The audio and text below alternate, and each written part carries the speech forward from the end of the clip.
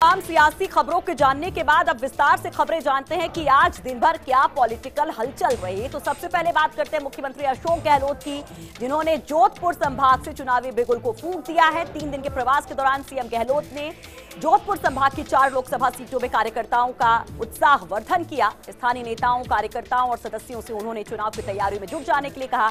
गहलोत के जोधपुर संभाग के दौरे पर यह खास रिपोर्ट आपको दिखाते हैं।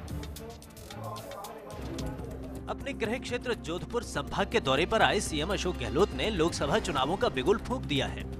इस दौरान उन्होंने सर्किट हाउस में जन सुनवाई के साथ कांग्रेसी कार्यकर्ताओं और सदस्यों की बैठक लेकर उन्हें चुनावों की तैयारियों में जुटने का आह्वान किया।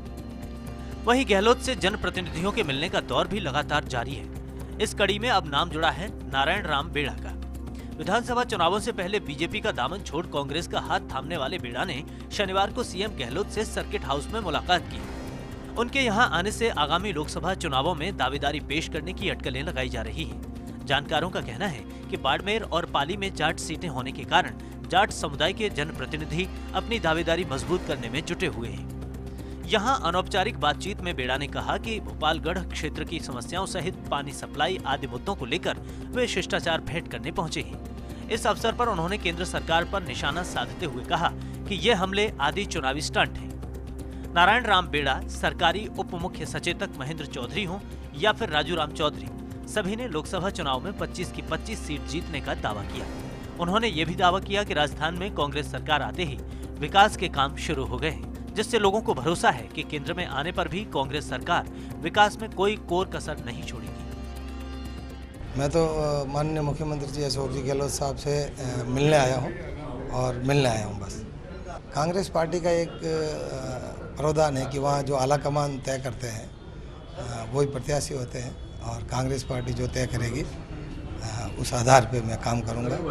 और माननीय अशोक जी गहलोत साहब, माननीय राहुल जी, माननीय सचिन जी पायलट जो तय करेंगे वही पालना उसकी मैं करूँगा। उम्मीदवारी कुछ नहीं, पार्टी की उम्मीदवारी। मुलाकात तो कोई जन समस्या को लेकर के, हाँ शिष्टाचार और जन समस्या भी है, भोपालगढ़ की समस्या है, कहीं दूसरी भी है, पानी की भी है, बिजली की भी है, वो बात करेंगे। जोधपुर दौरे के बाद सीएम गहलोत का काफिला शनिवार को जिले के लोहावट भी पहुंचा।